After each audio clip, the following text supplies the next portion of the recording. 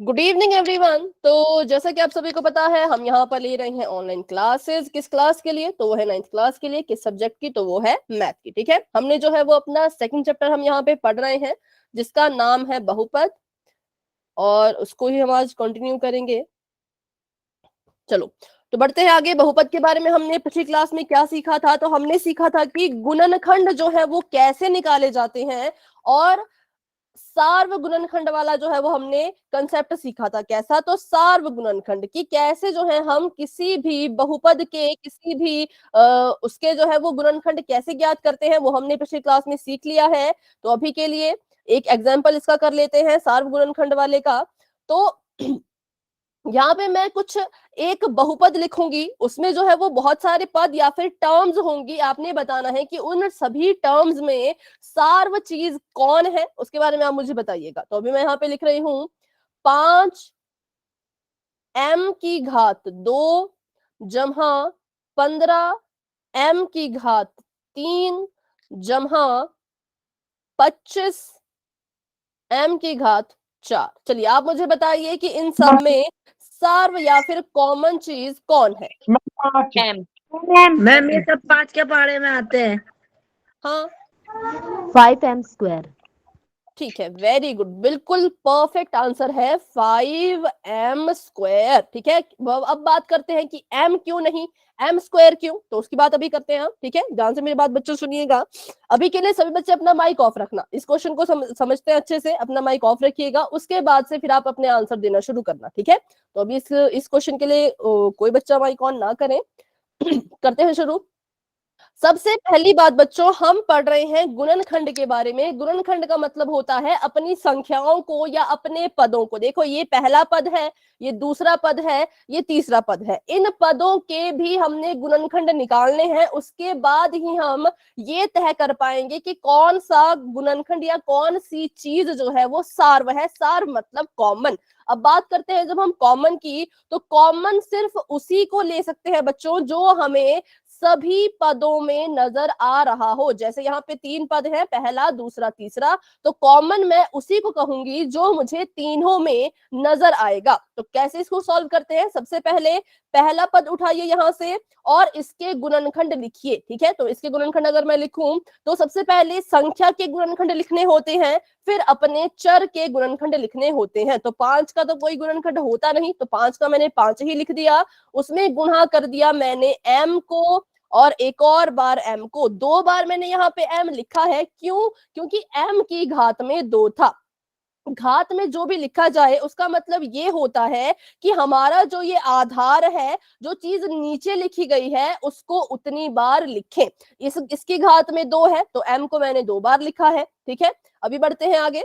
तो अगले जो मेरे पास अगला जो पद है वो है 15m³ तो पहले अपनी संख्या के गुणनखंड बनाइए। संख्या के गुणनखंड कैसे बनेंगे? तो 15 को तोड़ो। 15 को मैंने तोड़ा 5 गुणा 3 में, और m भी इसके साथ, m की घात 3 भी इसके साथ गुणा कर रही है, तो m को मैं यहाँ पे लिखूंगी अब 3 बार। ठीक है, 3 बार क्यों मैंने इसको लिखा गुणा में? क्योंकि m की घात में 3 है, इसलिए m आएगा 3 बार।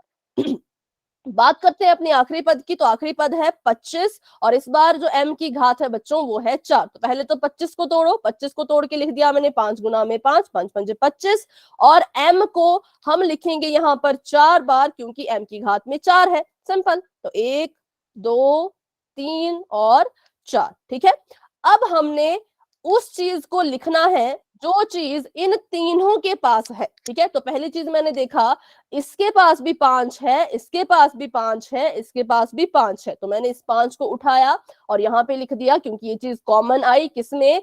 तीनों में। ठीक है, फिर मैंने देखा कि इसके पास भी 2m है, इसके पास भी मुझे 2m मिल सकते हैं, भले ही इसके पास 3m पड़े हों, लेकिन कितने मुझे चाहिए? तो मैं यहाँ से सिर्फ 2 ही m उठाऊंगी। क्यों ऐसा करेंगे उसके बारे में भी बात करते हैं अभी, पर अभी के लिए आप बस इतना समझे कि यहाँ से भी मैं 2 ही लूंगी, और यहाँ पर भी मुझे 2m जो है वो आराम से मिल रहे हैं। तो मैंने यहाँ पे लिख दिया 5 गुणा m गुणा m। तो ये चीजें हैं जो यहाँ पर मेरे पास कॉमन आई हैं, सार्व आई है, तो इसको गुणा कर दो, तो ये आ गया 5 और m की घात में 2। इसके बारे में बच्चों डिटेल हमने पिछली क्लास में पढ़ा है बहुत अच्छे से, तो अब आप क्या कीजिएगा, इस क्लास के बाद पिछले क्लास की रिकॉर्डिंग को भी एक बार जरूर जरूर देखना, ठीक है। ऐसे बहुत से क्वेश्चन हम पिछले क्लास में कर चुके हैं, आज की क्लास में भी करेंगे, पर आज का मेथड थोड़ा सा अलग होने वाला है। चलो तो ये इसमें कॉमन आ गया 5m की घात 2। अब बात करते हैं कि यहां पर हमने 5 और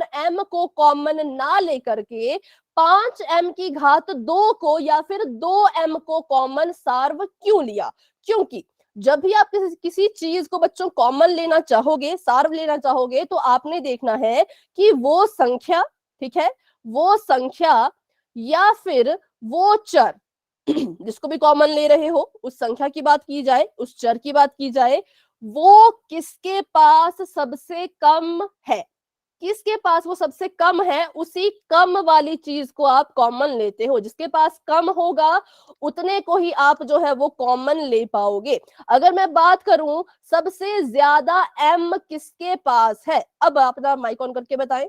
25m4। मैम लास्ट 25 है चार के इसके पास। पास m, इसके पास 4 है, और उससे कम किसके पास है, मैम 15 के पास। 3 है, ठीक है? और उससे कम मैम फिर 5m² इसके पास है। तो देखो 4 बड़ा है, 3 बड़ा है, या 2, मतलब सॉरी 4 छोटा है, 3 छोटा है, या 2 छोटा है, सबसे कम मैम है, दो। मैम 4 बड़ा 4 बड़ा है, पर सबसे छोटा कौन है, सबसे छोटा है 2, सबसे कम कौन है, 2 है। तो हम 2 ही m को बच्चों कॉमन या फिर सार्व ले पाएंगे, ठीक है। भले हमारे पास ऐसी भी संख्या थी जिसके पास 4 m थे, ऐसी भी संख्या थी जिसके पास 3 m थे, लेकिन जिसके पास सबसे कम होगा उसी को आप कॉमन ले सकते हो। ये बात सभी याद रखेंगे, जिसके पास कम उसी को और कॉमन मैम मीडियम 3 है। लेना है। हाँ जी बेटा, फिर से बोले। मैम मीडियम 3 है। हाँ मीडियम 3 है, लेकिन हमें क्या देखना है, हमें देखना है सबसे कम वाला। तो इसलिए मैंने क्या किया, यहाँ से 5m² को कॉमन ले ओके लिया। मैम। अभी हमारा क्वेश्चन खत्म नहीं हुआ है। अभी क्या होता है बच्चों, जो चीज कॉमन आती है, मैं इसको फिर से यहाँ लिख लेती हूँ क्वेश्चन को, ताकि आपको समझने में आसानी हो। 5m का स्क्वायर था, 15m की पावर थी 3 और 25m की घात थी 4, ठीक है। अब हमने ये तो हमें पता लग गया कि कॉमन जो है वो 5m का स्क्वायर कॉमन आ रहा है। तो जो भी चीज सार्व आती है, कॉमन आती है, उसको आपने बिल्कुल बाहर लिख देना है, और कॉमन चीज लिखने के एकदम बाद अपना कोष्टक शुरू कर दीजिए, अपना ब्रैकेट शुरू कर दीजिए। जैसे ही आपने कॉमन चीज बाहर लिख ली, उसके एकदम बाद ब्रैकेट लगा देना। अब देखो कि पहले पद के पास, पहली टर्म के पास 5m² के अलावा क्या बच रहा है, उसके अलावा प्लस मैम कुछ भी नहीं, मैम 1। कुछ भी नहीं, ठीक है। मैं इसको के गुणनखंड लिख रही हूँ, ठीक है। मैंने दूसरे पद के गुणनखंड यहाँ लिखे हैं, वही चीज है, बस मैंने इसको लिखा है ऐसे, क्योंकि जब भी आपने इस क्वेश्चन को करना है, अपने पदों के हमेशा आपने गुणनखंड लिखने हैं। तो मैं भी लिख लेती हूँ फटाफट से। 1 मिनट। 5 गुणा m गुणा m, 4 बार m है, तो मैंने नीचे लिख लिया। अब देखिए, पहले टर्म के पास 5m² को कॉमन लेने के बाद कुछ भी नहीं बच रहा है, तो क्या मैं यहाँ पे 0 लिख दूं? Yes ma'am. नो बताएं फटाफट से, जिन्होंने लास्ट क्लास अटेंड की थी, क्या मैं यहाँ पे 0 लिख दूं? Plus ma'am plus. नहीं, यहाँ पे आएगा 3 × एक 1 आएगा। देखो पहली टर्म के पास 5m² को हटा दिया, तो उसके पास देखने में हमें लग रहा है कि कुछ नहीं बचा। देखने में क्या लग रहा है हमें कि कुछ नहीं बचा। तो जब कुछ नहीं बचता तो मैथ की भाषा में हम क्या करेंगे, यहाँ पे 1 लिखेंगे। क्यों? क्योंकि जो ये चीज बच्चों बाहर लिखी गई है और जो चीज बच्चों अंदर लिखी जाएगी, उन दोनों को गुणा करने पर हमें वापस अपना ये सवाल भी मिलना चाहिए। जब आपने इसको हल किया, इसको हल करके आपने इसके गुणनखंड लिखे, तो जब आप इन दोनों गुणनखंडों को आपस में गुणा करोगे तो आपके पास वापस से ये सवाल आना चाहिए। तो अगर मैं क्या करूं, अगर मैं यहाँ पे 0 लिख दूं, तो जब मैं 5m² को 0 से गुणा करूंगी तो मेरे पास तो पहली जो टर्म है, पहला जो पद है वो 0 आ जाएगा। जाएगा, लेकिन क्वेश्चन में तो 0 था नहीं, क्वेश्चन में तो 5m² था, इसका मतलब 0 नहीं लिख सकते। क्या लिखेंगे? तो यहाँ पे हम लिखेंगे कि इसके पास 1 बच रहा है। ठीक है, बिल्कुल ध्यान से मेरी बात सुने। कभी भी अगर पूरा का पूरा टर्म, पूरी की पूरा पद जो है वो कॉमन बाहर आ जाए तो उसकी जगह पर अंदर 1 लिखा जाता है। चलो ये हो गया। बाद में जमा का निशान है, जमा का निशान लगा लीजिए। दूसरे पद में 5 और 2m गवाने के बाद क्या बचा? 3m। 3m। 3m। ठीक है, और आखिरी की बात करें तो इसमें 5 और 2m गवाने के बाद क्या बचा? 5m। 5m²। 2m। 5m²। हाँ, मैम 5m² या 5m²।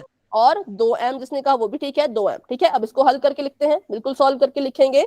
तो 5m² का 5m², 1 जमा 3m जमा 5m²। तो बस ये हमारा क्वेश्चन यहाँ पे जो है वो सॉल्व हो चुका है। ठीक है, ऐसे जो इन क्वेश्चन को सॉल्व किया जाता है, ये था हमारा सार्वगुणनखंड का कंसेप्ट, उसका छोटा सा रिवीजन।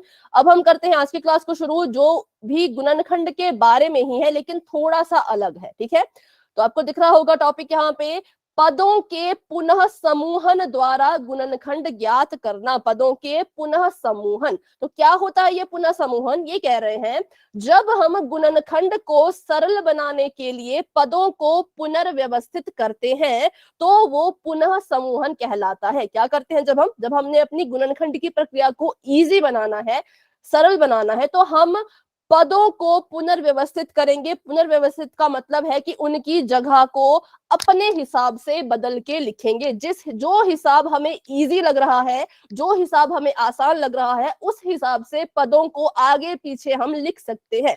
उसी को कहते हैं पुनः समूहन करना। तो करते हैं इसका एक उदाहरण, देखिए। अच्छा, तो हमारे सामने 4 चीजें हमें दिख रही है। पहला स्ट्रॉबेरी, संतरा, फिर केला और सेब, स्ट्रॉबेरी और नारियल, केला और अनानास। ठीक है, ये 4 चीजें हमें दिखी। अब अगर मैं आपसे पूछूं कि इन चारों में, चारों की बात मैं कर रही हूं, किसी एक या किसी दो की नहीं, चारों में कॉमन क्या है? मैम केला और स्ट्रॉबेरी।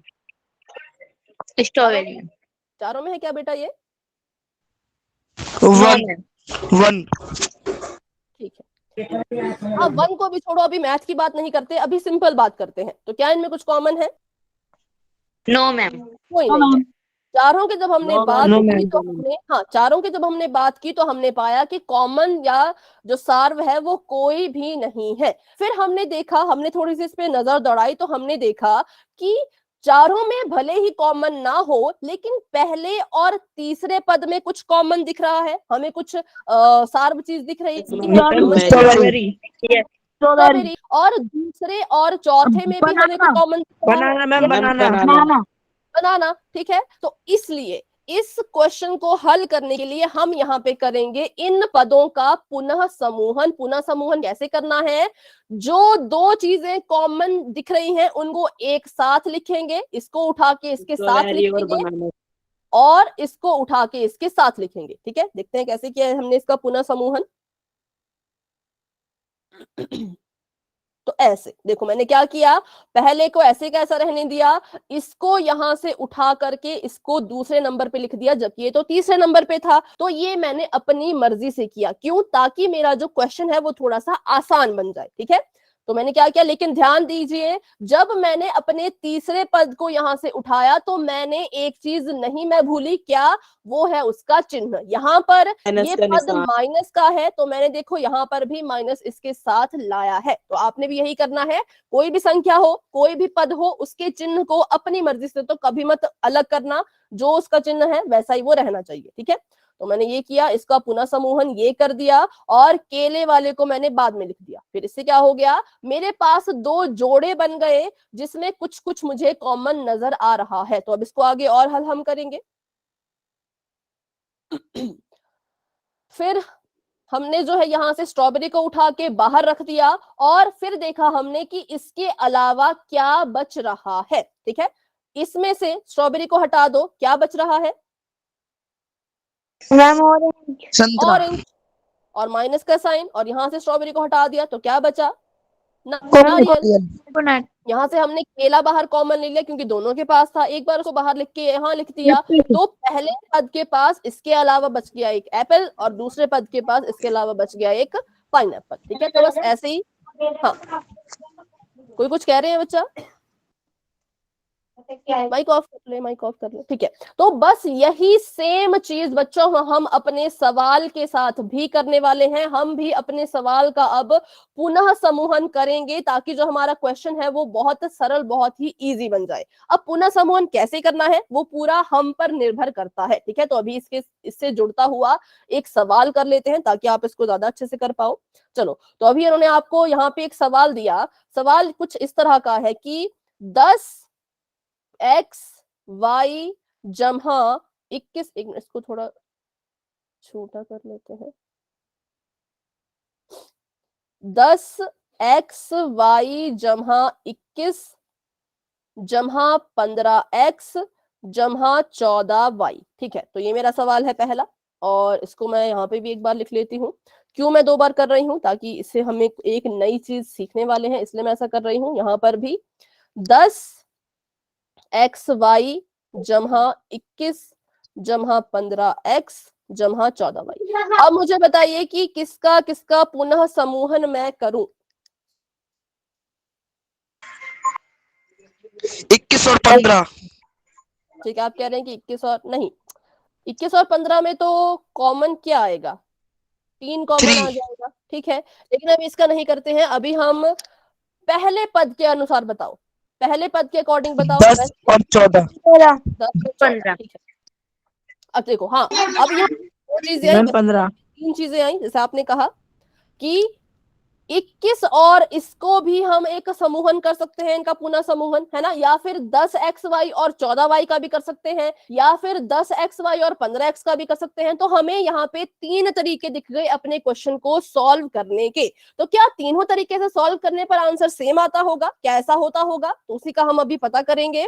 गुड इवनिंग बच्चों। अभी देखते हैं क्वेश्चन को। तो सबसे पहले मैंने क्या किया, इसकी और इसकी पेयरिंग कर ली, मतलब इन दोनों का मैंने एक समूह बना दिया। तो बनाते हैं इन दोनों का समूह। यहाँ पे मैंने लिखा 10xy और उसके साथ मैं लिखूंगी जमा का 15x। इन दोनों को मैंने एक साथ लिख लिया। कौन बच गया? तो एक तो मेरा 21 बच गया और दूसरा 14y बच गया। ठीक है, और दूसरा केस हमें जो दिख रहा था उसको भी साथ में ही हम सॉल्व करते चलेंगे। यहाँ पर मैंने जो जोड़ी बनाई वो बनाई 10xy की और 15x की, क्योंकि मुझे यहाँ दिख रहा है कि इसके पास भी x है, इसके पास भी x है। इस बेसिस पर, इस आधार पर मैंने इन दोनों की जोड़ी बना दी। यहाँ पे किस आधार पर बनाई थी? यहाँ पे मुझे दिख रहा था इसके पास भी x कॉमन है, इसके पास भी x कॉमन है, तो x के आधार पर जोड़ी ये बनी। सेम ही हो गया ये तो, एक मिनट सेम हो गया, ये 14y। ठीक है, x के आधार पर जोड़ी ये बनी और y के आधार पर जोड़ी ये बनी। ध्यान से देखिए, तो 10xy था, तो y के आधार पर जब मैंने इनका पुनः समूहन करना चाहा तो किस किस की जोड़ी बनेगी? 10xy और 14y की। सभी को समझ आ रहा है ये? अगर कोई डाउट है तो अभी पूछ ले। यस। किसी को कोई डाउट है तो पूछ लीजिए बच्चों। देखो हुआ क्या, मैंने जोड़ी बनाने की कोशिश की। ठीक है, मैंने देखा कि मुझे 2 पदों में कुछ कॉमन ढूंढना है। मैंने देखा कि इसके पास x है तो 15 के पास भी x, तो इस बेसिस पे मैंने पहले इन दोनों की जोड़ी बना दी। फिर मैंने दूसरा केस, मुझे ये भी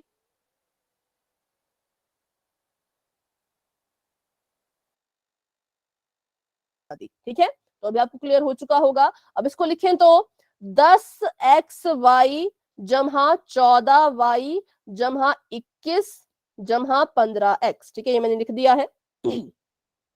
अब देखिए जोड़ियां बन चुकी है। अब करते हैं इसको सॉल्व। पहले इसको सॉल्व कर लेते हैं यहाँ पर।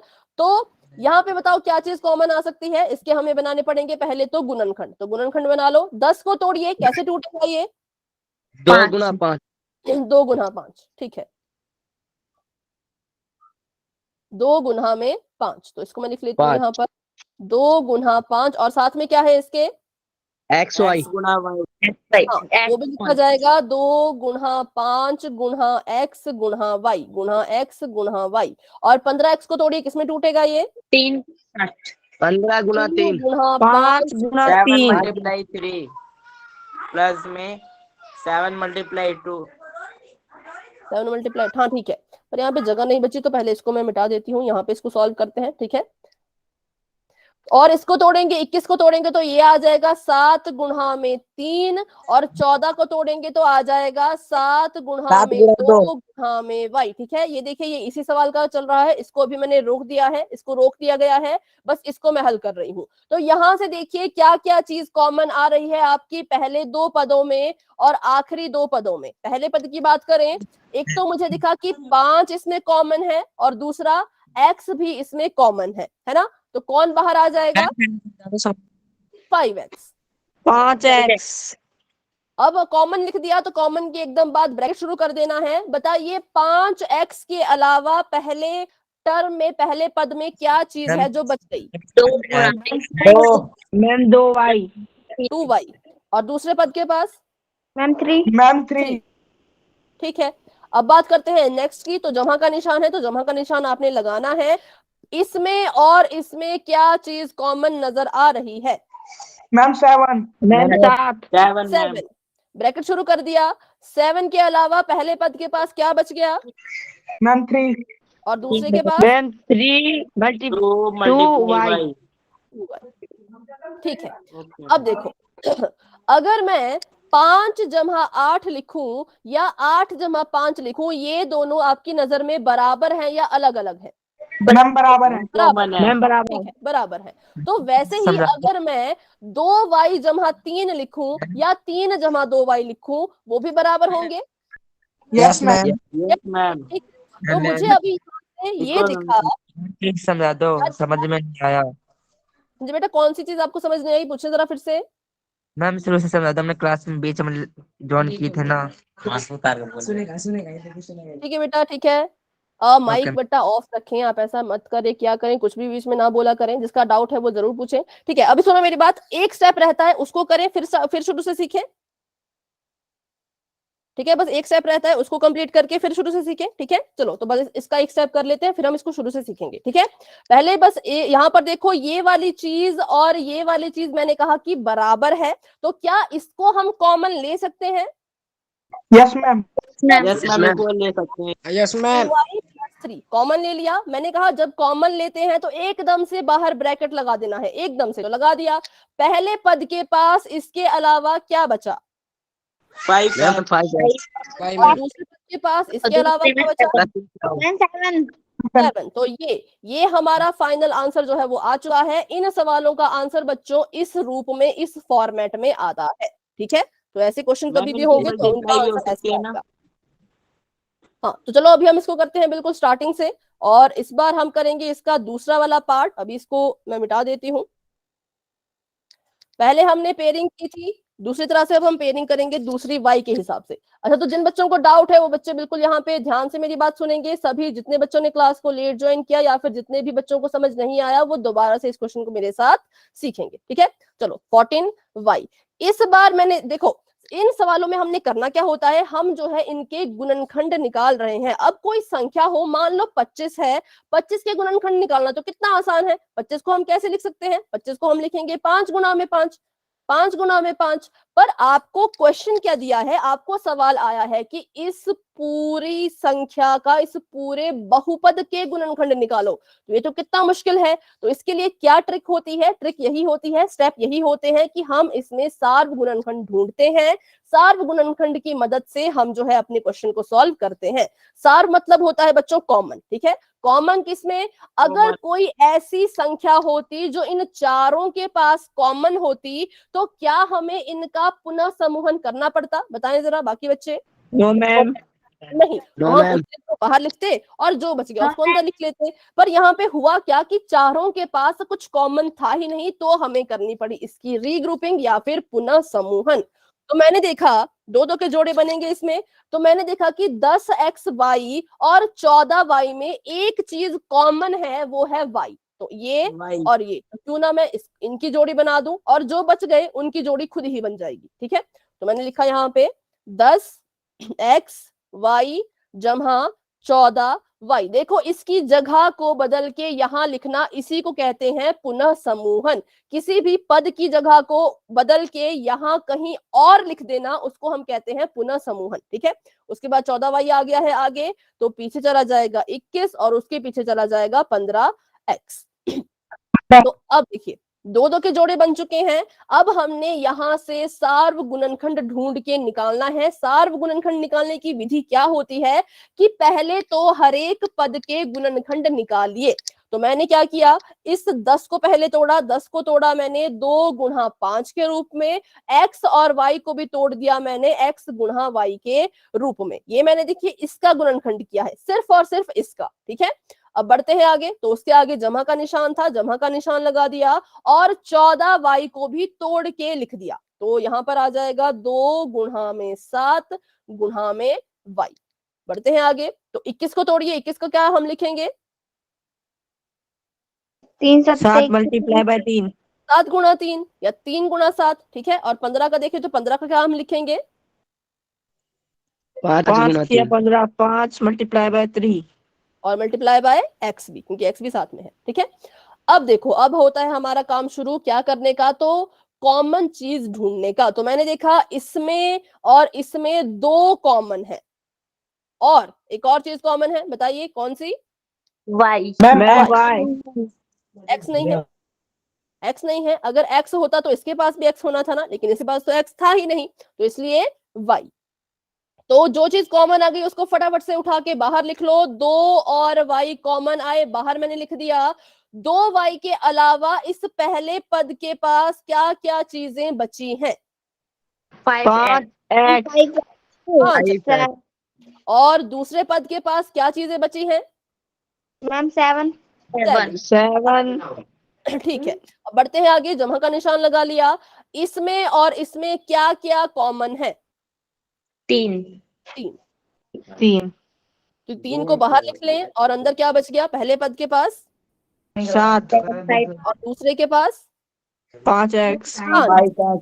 ठीक है, तो मैंने कहा था कि अगर हम कभी 2 जमा 3 लिखें या 3 जमा 2 लिखें, ये दोनों चीजें अलग अलग हैं या एक जैसी हैं, एक मैम जैसी। एक जैसी। कॉमन होंगी, इसका इक्वल मतलब ये बराबर। हुआ कि 5x जमा 7 और 7 जमा 5x ये भी एक जैसी हुई। तो यहां से अब हम इसको कॉमन ले सकते हैं, इस पूरी टर्म को हमने कॉमन ले लिया और उठा के लिख दिया बाहर। तो बाहर उठा के लिखा मैंने 5x जमा में 7 कॉमन लिख दिया। उसके बाद एक और ब्रैकेट शुरू कर दें और जो चीजें बच गई, पहले पद के पास इसके अलावा क्या बच रहा है, 2y और दूसरे पद के पास इसके अलावा क्या बच रहा है, 3y। देखिए क्या ये आंसर जो हमारे पास आया, क्या ये पहले वाले की तरह ही आया। Yes ma'am. जब हमने पेयरिंग, जब हमने पुनः समूहन किया था x के आधार पर, तो भी हमारा आंसर यही आ रहा था। जब हमने पुनः समूहन किया y के आधार पर, तो भी हमारा आंसर यही आया। तो कहने का मतलब ये है, पुनः समूहन जैसे मर्जी करो, वो आप पे निर्भर करता है, लेकिन उत्तर आपका हर केस में सेम ही आएगा। तो ये हमने यहाँ से सीखा है। अभी बताएं जिन बच्चों को डाउट था, जिन्होंने डाउट पूछा था, अभी आपको क्लियर हुआ बेटा। Yes ma'am. Yes ma'am. Yes ma'am. ठीक है, तो अभी बढ़ते हैं आगे और एक सवाल करेंगे, फिर क्वेश्चन करेंगे पोल में। ठीक है, अभी इस पर आधारित एक सवाल करेंगे और फिर क्वेश्चन करेंगे पोल में। इसको कर लेते हैं। 2xy जमा 2y जमा 3x जमा 3। तो यहाँ पे पुनः समूहन करने की वैसे कोई जरूरत नहीं पड़ रही है, क्योंकि अगर x के आधार पर पुनः समूहन करें, अगर देखें कि x कॉमन लेना है तो ये दोनों आपस में कॉमन आ जाएंगे, है ना, x के आधार पर देखें। लेकिन अगर y के आधार पर देखें तो ये वाली चीज और ये वाली चीज भी तो कॉमन ही आ रही है ना। तो इसमें पुनः समूहन की जरूरत नहीं है, पर अगर आप करना चाहो तो आप कर सकते हो। मैंने यहाँ पे x के आधार पर नहीं किया, मैंने यहाँ पे y के आधार पर किया। अच्छा, ये सभी को समझ आ रहा है ना कि कैसे x y आधार क्या है, ये सब तो कुछ नहीं है। देखो हमने बस, यस मैम। हाँ ठीक है, हमने बस 2 पदों में ऐसी चीज ढूंढनी है जो कॉमन आए। तो अगर मैं x के आधार पे ढूंढना चाहूं, मैंने देखा कि मेरे पहली टर्म के पास x था, तो मुझे इन तीनों में वो टर्म ढूंढनी होगी जिसके पास भी x हो। तो इसके पास था, तो इसकी और इसकी जोड़ी बन सकती है, ठीक है। x के आधार पर इन दोनों की जोड़ी बन सकती है। अगर मैं y के आधार पर ढूंढूं तो y, मैंने देखा कि मेरे पहले पद के पास y है, अब मुझे वो संख्या ढूंढनी है, वो पद ढूंढना है जिसमें y हो, तो वो ये है, तो y के आधार पर इन दोनों की जोड़ी बन सकती है, तो बस वही है। अब आप चाहे x के आधार पर बनाओ चाहे y के आधार पर बनाओ, आपका उत्तर बच्चों बिल्कुल सेम आएगा, ठीक है। तो अभी हम बना लेते हैं y के आधार पर जोड़ियां और करते हैं क्वेश्चन को सॉल्व।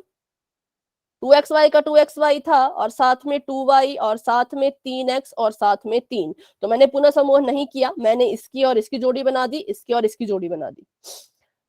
सबसे पहले हम करेंगे इसका, वेरी गुड, आपने आंसर भी निकाल दिया, बहुत अच्छे। सबसे पहले हम करेंगे इसके गुणनखंड। 2 के तो गुणनखंड होते नहीं है, तो 2 का 2 लिखेंगे, गुणा में x गुणा में y, ठीक है। बीच में जमा का निशान है, जमा का निशान लगा लो, और साथ में 2 गुणा y, ठीक है। और आगे भी जमा का निशान है तो जमा का निशान लगा लो। इसको तोड़ो, इसको तोड़ेंगे तो 3 गुणा में x, और आखिरी को तो तोड़ने की जरूरत ही नहीं क्योंकि ये तो टूटेगा ही नहीं, तो यहाँ पे सिर्फ और सिर्फ 3।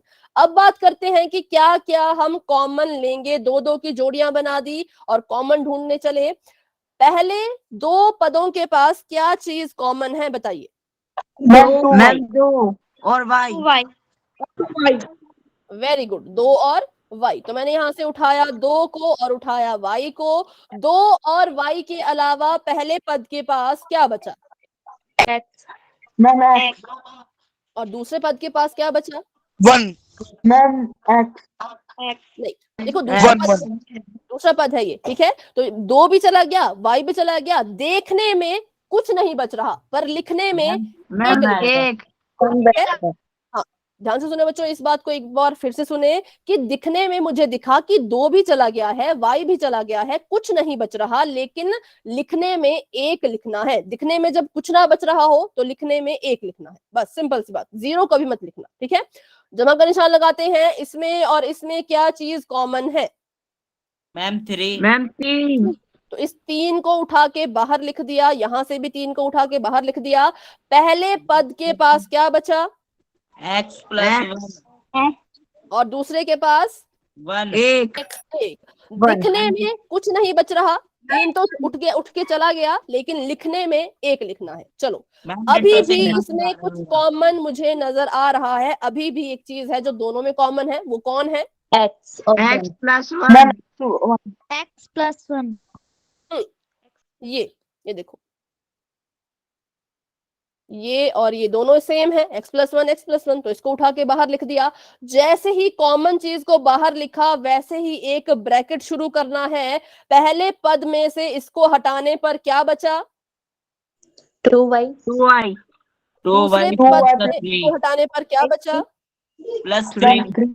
+3। तो बस ये हमारा आंसर यहाँ पे आ चुका है, x + 1 और 2y + 3। ऐसे इन क्वेश्चन को सॉल्व किया जाता है। और ग्रुपिंग मैंने कहा पुनः समूहन अपनी मर्जी से जैसे मर्जी कर लेना, लेकिन आंसर हर केस में सेम आएगा। हाँ, अभी किसी का क्वेश्चन है? डाउट है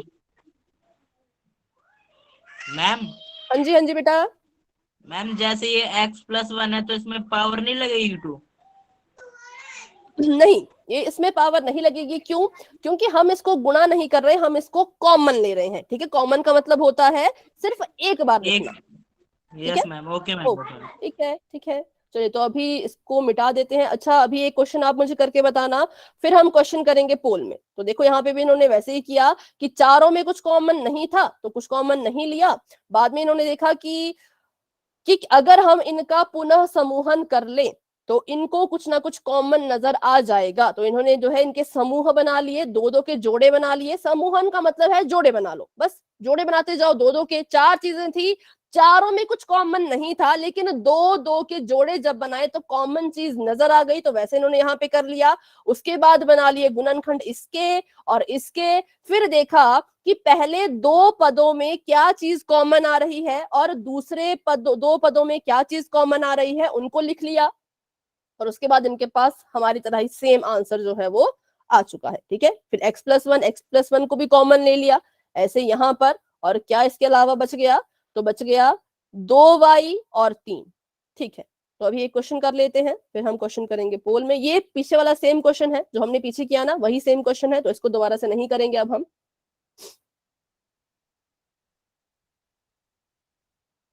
चलो एक क्वेश्चन मैं आप सभी को देती हूँ, उसको आप सभी हल कीजिएगा और अपना आंसर सभी बच्चे जो है वो चैट में लिखेंगे। क्वेश्चन आप सभी के सामने ये है, एल बी का स्क्वायर, ठीक है, जमहा का निशान एम सी का स्क्वायर, और फिर से जमहा का निशान एम बी का स्क्वायर, और फिर से जमहा का निशान, और इस बार एल सी का स्क्वायर। चलिए इसमें किसकी जोड़ी किसके साथ बनानी है आप पे डिपेंड करता है। आप एल के आधार पर जोड़ा बनाना चाहो, एल के आधार पर जोड़ी बना लो, बी स्क्वायर के आधार पर जोड़ी बनाना चाहो, बी स्क्वायर के आधार पर जोड़ी बना लो, एंड में आपका आंसर सेम ही आएगा। ठीक है, चलिए अभी कीजिए अपने अपने हिसाब से इसको सॉल्व, और अपना आंसर आप दे सकते हैं चैट बॉक्स में।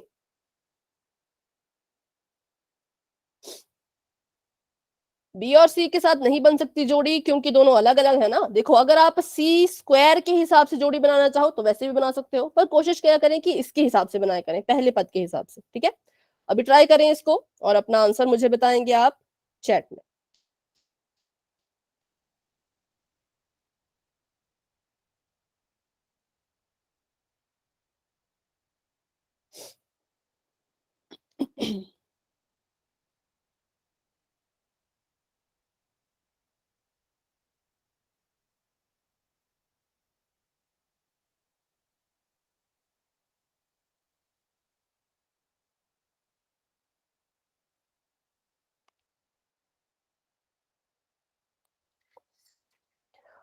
ये इसका आंसर नहीं है बच्चों, इसका आंसर गलत आ रहा है जो आप दोनों बच्चों ने लिखा है, तुषार और राहुल आकाश निशु, ये इसका आंसर नहीं है।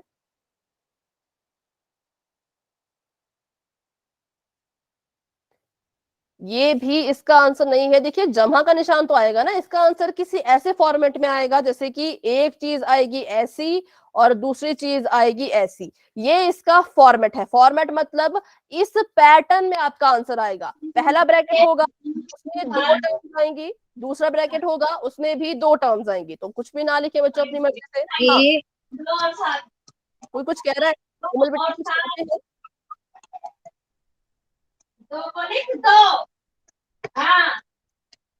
बेटा माइक ऑफ रखें अपना। L plus M C square B square, L B square. हाँ, कुछ बच्चों का सही आ रहा है, कुछ बच्चों का गलत आ रहा है। पाल और हिमांशु, आपका बच्चों सही है। ब्रिजमोहन जी के नाम से जो है बेटा आपका थोड़ा सा गलत है, आपने पावर नहीं लगाई। देखो पावर भी है ना इनमें, तो वो पावर आप भूल गए, घात आप लगा लें तो आपका आंसर भी ठीक आएगा। ठीक है, चलो इसको करते हैं अब सॉल्व। मैं जो है वो जोड़ी बना रही हूं एल के हिसाब से, एल के आधार पर। तो मैंने लिख दिया एल बी स्क्वायर। अब मुझे उस पद को ढूंढना है जिसके पास भी एल हो। इसको देखा एल नहीं था, इसको देखा एल नहीं था, इसको देखा जी हाँ एल था, तो मैंने क्या किया यहां से उठा करके इसको इसके साथ लिख दिया, इनका जो है वो समूह बना लिया। ठीक है, अब बात करें कौन कौन चीजें बच गई, तो m और c का स्क्वायर बच गया, साथ में m और b का स्क्वायर बच गया। ठीक है, अब करते हैं सॉल्व। तो सॉल्व करने के लिए मैंने कहा कि हम इनके गुणनखंड बनाएंगे, तो गुणनखंड बनाइए। l और b स्क्वायर को जब आप तोड़ेंगे बच्चों तो ये बनेगा l गुणा में b गुणा में b। ठीक है, जमा का निशान, जब आप l c स्क्वायर को तोड़ेंगे, मैम स्क्वायर कैसे लगाएं, स्क्वायर जैसे ऐसे लगाते हैं स्क्वायर, अच्छा चैट में ऐसे लिख दो, 2 लिख दो, स्क्वायर नहीं लगता अगर तो बस 2 लिख दो साथ में। ठीक है, और इसको तोड़ेंगे तो L गुणा C, और आगे वाले टर्म को तोड़िए तो M गुणा C, और उससे आगे वाली टर्म को तोड़ेंगे तो M गुणा B। यहाँ पे थोड़ी जगह नहीं बचती एक तो।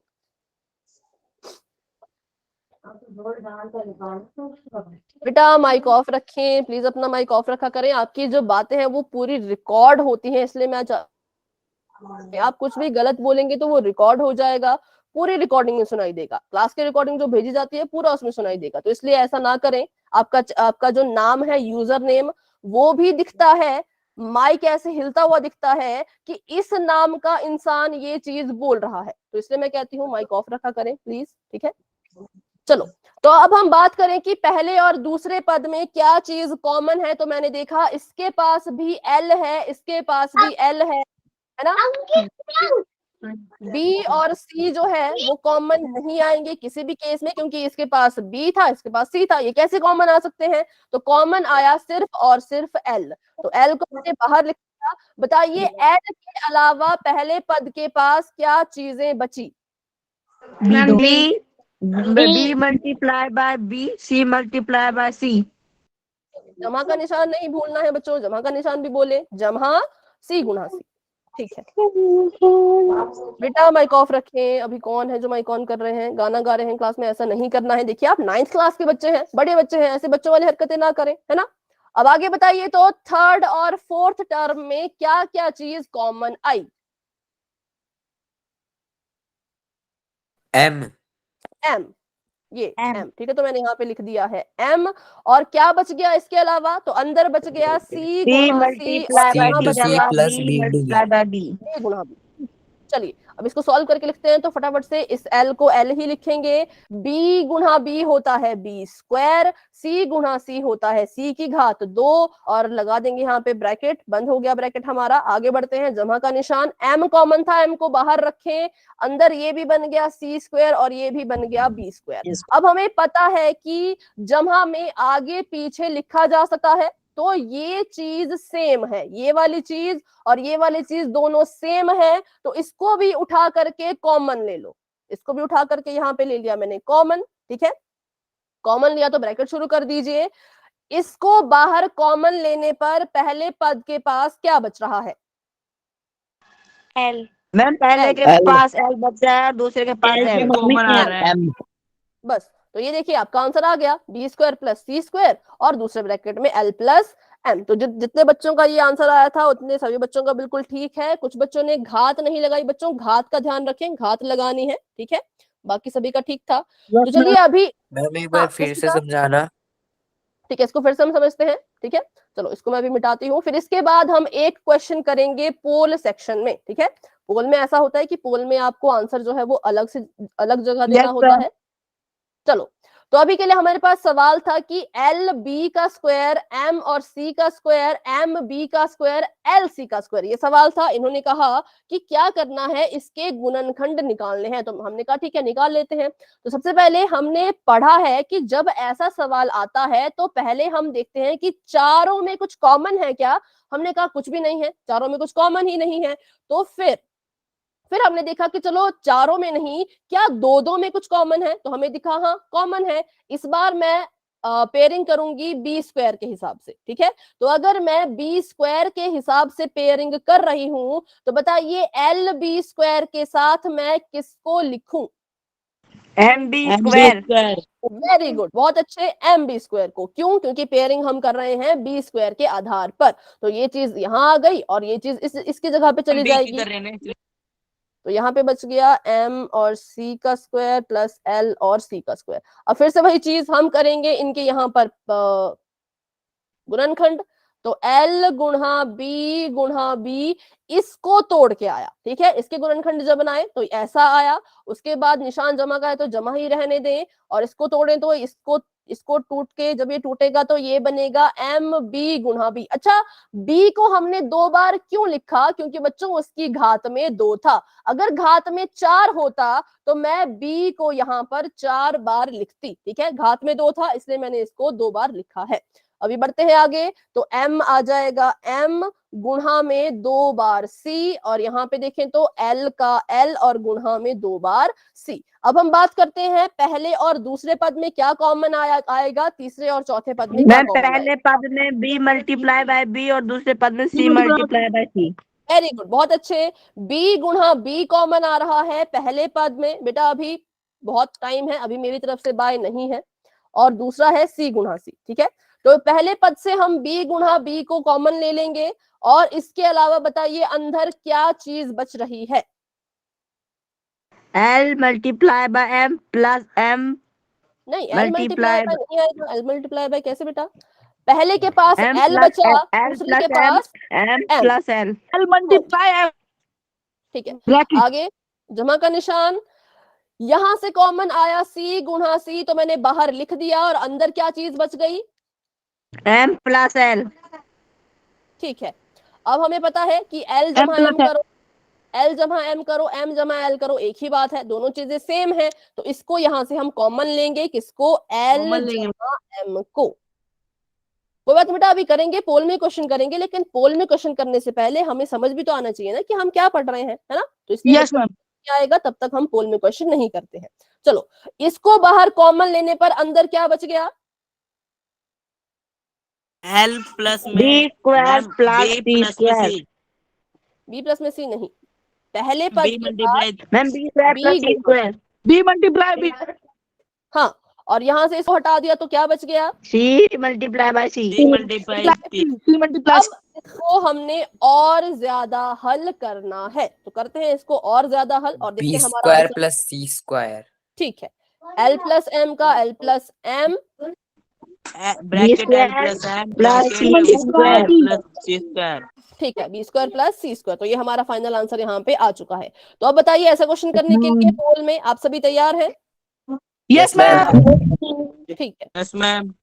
Yes ma'am. सबसे पहले तो जितने भी, एक मिनट बेटा, सभी बच्चे माइक ऑफ रखें, माइक ऑफ रखें 1 मिनट के लिए। देखो, पोल में आंसर कैसे देना है वो सीखिए फटाफट से। सबसे पहले सभी बच्चे अपने फोन के एंड में कोने में नीचे 3 डॉट दिख रहे हैं बच्चों आपको, उन 3 डॉट पे क्लिक करो, फिर आपको बहुत से ऑप्शन नजर आएंगे, आपने जाना है एक्टिविटीज के ऑप्शन पर। ठीक है, एक्टिविटीज का ऑप्शन में एक त्रिभुज बना होता है, एक स्क्वायर, सॉरी एक सर्कल, वृत्त और एक ऐसा। ठीक है, इस पे क्लिक करोगे तो आपको नजर आएगा पोल एक्टिव। तो अभी आप उसमें कुछ भी नहीं होगा, अभी वो ऐसे खाली पड़ा हुआ है, पर जैसे ही मैं यहां से बोलूंगी कि आपका पोल एक्टिव हो चुका है, आप इस पोल एक्टिव पे क्लिक करेंगे, फिर आपको नजर आएंगे बच्चों 4 ऑप्शन, जिसमें है ABCD लिखा होगा और ऐसे गोले बने होंगे। ठीक है, उनमें से जो ऑप्शन सही है उस पे आपने क्लिक करना है, मान लो C सही है तो C पे क्लिक करना है, फिर आपने वोट देना है, वोट पे क्लिक करना है। जैसे ही आप वोट पे क्लिक करोगे आपका आंसर मुझ तक पहुंच जाएगा। तो ये है पोल तक पहुंचने की प्रक्रिया। किसी बच्चे को डाउट हो तो मैम अभी पोल में क्वेश्चन नहीं आया। अभी नहीं आएगा। और हाँ, पोल में बच्चों ऑप्शन नहीं आएंगे कि A पे क्या है, B पे क्या है, C पे क्या है, D पे क्या है, वो नहीं होगा। आपको पहले से ही स्क्रीन पे देख के अपना आंसर चुन के रखना है, फिर पोल में आंसर देना है।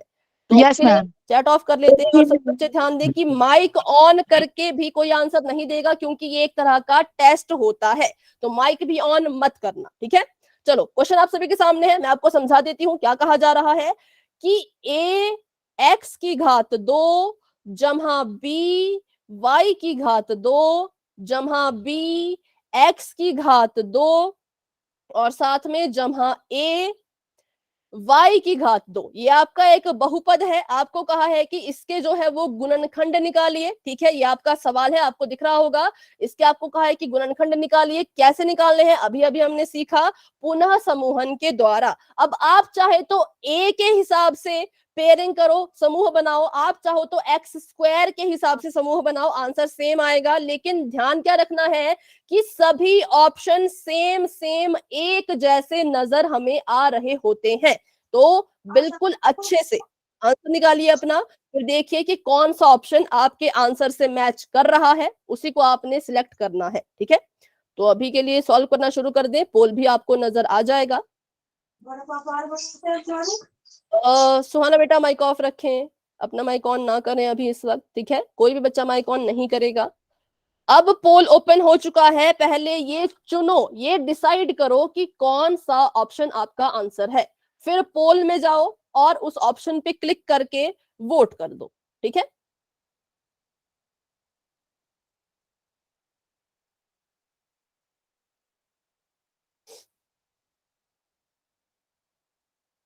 बहुत अच्छे, अभी 5 बच्चों के आंसर आ चुके हैं, वेरी गुड। देखिए, कोशिश सभी करेंगे, पोल में आंसर सभी देंगे, उत्तर सही होता है गलत होता है वो बाद की बात है, पर पोल में आंसर देना जरूर सीखें और आंसर भी दें। डाउट है किसी को कि पोल में कैसे आंसर देना है, तो आप मुझसे पूछ सकते हो माइक ऑन करके, पर उसके अलावा आप कोई सवाल अभी नहीं पूछ सकते क्योंकि टेस्ट है ना। तो टेस्ट में आप मुझसे कोई एडवाइस नहीं लोगे, लेकिन हाँ पोल में कैसे जाना है वो आप मुझसे पूछ सकते हो।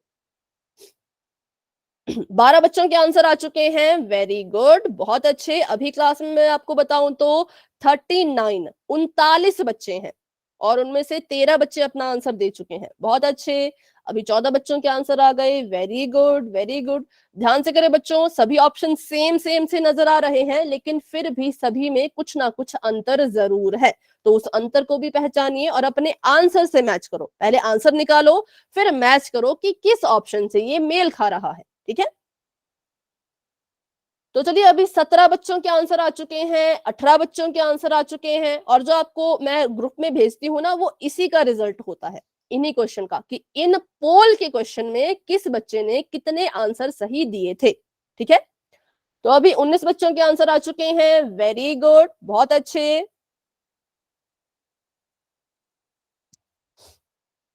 21 बच्चों के आंसर आ चुके हैं, शाबाश बच्चों, सभी बच्चे कोशिश कर रहे हैं, वेरी गुड।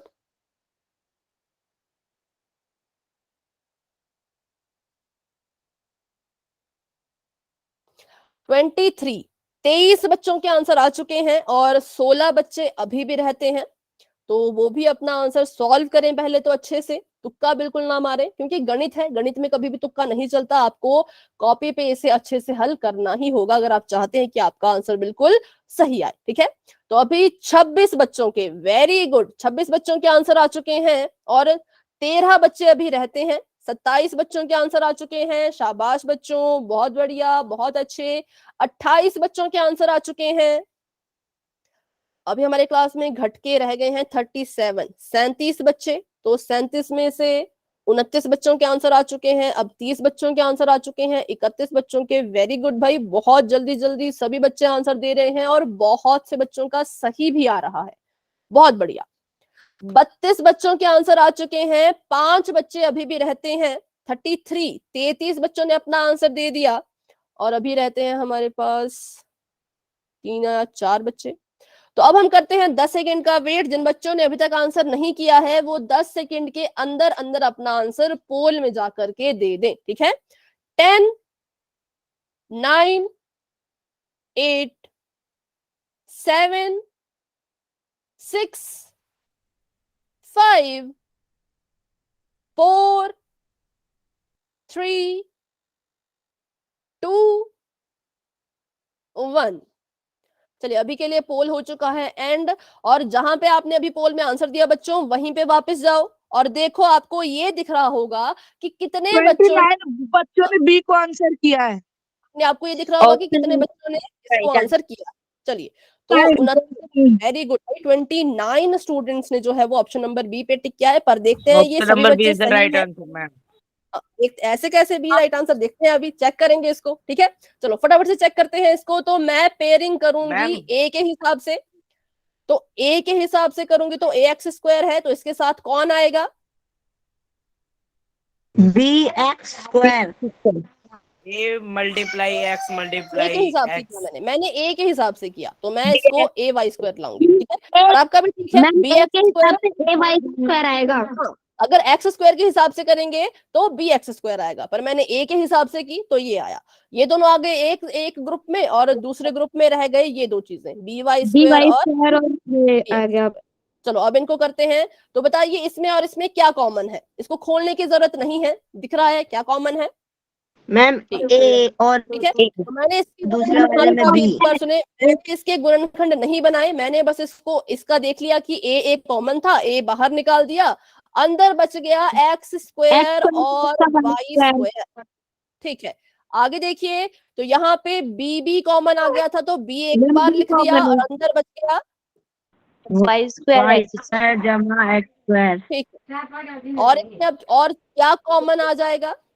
मैम अब कॉमन एक्स स्क्वायर प्लस का वाई स्क्वायर एक ब्रैकेट में आ जाए। X square plus Y square एक ब्रैकेट में आ जाएगा। यहाँ से इसको कॉमन लिया तो अंदर क्या बचा, और यहाँ पे इसको बाहर कॉमन ले तो अंदर क्या बचा, बी। तो ये हमारा फाइनल आंसर है, देखते हैं बी कहाँ आएगा। पर है।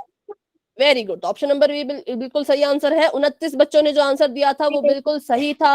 तो अभी बताएं, अभी देख लेते हैं सच में सही है या कहीं हमने गलत तो नहीं कहा। तो नहीं, बिल्कुल सही है, option number B is the right answer. ठीक है बेटा, अभी एक और पोल तो नहीं हो पाएगा क्योंकि उसमें थोड़ा सा टफ क्वेश्चन मैम है, तो उसको लेकिन जब हम पोल सेक्शन सीखेंगे। में सिर्फ 35 बच्चों ने दिया था। हाँ जी बेटा, पोल सेक्शन में 35 बच्चों ने दिया टोटल। हाँ 35 स्टूडेंट ने आंसर दिया और उसमें से 29 बच्चों ने बी को और बाकी बच्चों ने ए बी या सी, सॉरी ए सी और डी को। ठीक है, 6 बच्चों को चलिए। गलत है मैम। हाँ। मैम बच्चों ने 10 बच्चों ने। हाँ चलिए, तो अभी बच्चों ऐसा करते हैं, आज की क्लास को हम यहीं तक रखते हैं। आज की क्लास को लेकर के किसी भी बच्चे के मन में कोई भी डाउट है तो क्लास में बने रहें, मुझसे पूछें, लेकिन जिसको समझ आ गया सब कुछ वो क्लास को लेफ्ट कर सकते हैं। Good night and bye bye everyone, मिलते हैं अपनी अगली क्लास में। बच्चों, ओके।